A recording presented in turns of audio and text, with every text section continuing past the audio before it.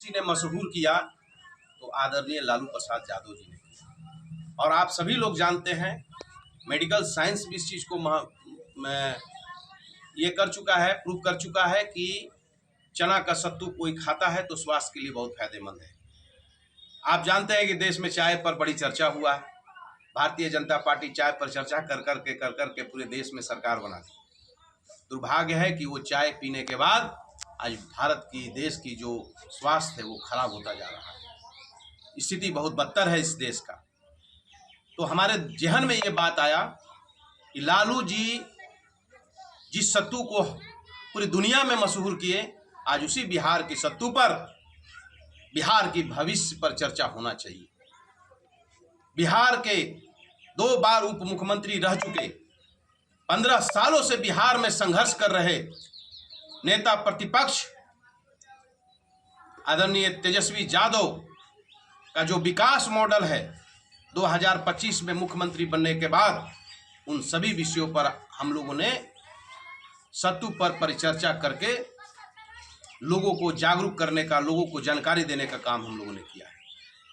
आदरणीय लालू प्रसाद यादव जी जो 15 साल की सरकार रही, जिसको ये मनुवादी ताकत भाजपा जो हमेशा दुष्प्रचारित करने का काम किया, क्योंकि गरीब, वंचित, शोषित जो दबे कुचले लोग हैं, जो दलित, महादलित, अति पिछड़ा समाज के लोग हैं, जिनको अधिकार नहीं मिल रहा था बाबा साहब अम्बेडकर के संविधान में, और उनको हर तरह की सुविधा देने की प्रावधान के बावजूद लड़कर संघर्ष करके दिलाने का काम किया। किसी ने थाना में, ब्लॉक में और अपना अधिकार मांगने के लिए आवाज दिया दलित, महादलित, अति पिछड़ा को, उस लालू यादव को किसी ने बदनाम करने का काम किया। तो यही मनुवादी ताकत बदनाम। चरवाहा विद्यालय जो खोला गया, इसके पीछे एक ही मकसद था कि जो सुअर चराने वाले हैं, गाय चराने वाले हैं, भैंस चराने वाले हैं, भेड़ चराने वाले हैं, माल मवेशी जिसके जीविका उपार्जन होता है, किसान जो पढ़ा लिखा नहीं है, वो पढ़ लिख ले, संविधान को समझे, अपना अधिकार मांगने का तरीका समझे। ये लालू जी का विजन था। यही कारण से वो खेत खलिहान में चरवाहा विद्यालय खोला। उस चरवाहा विद्यालय को व्यंग करके इन लोगों ने मजाक उड़ाने का काम किया। यूनिवर्सिटी, विश्वविद्यालय खोलने का काम किया। जब पूरे देश की आर्थिक स्थिति कमजोर थी तो बिहार की भी आर्थिक स्थिति कमजोर थी। 54 जिला का एक मुख्यमंत्री हर तरह की परेशानियों को झेलते हुए बिहार को चला रहा था, उसको बदनाम करने का काम किया गया।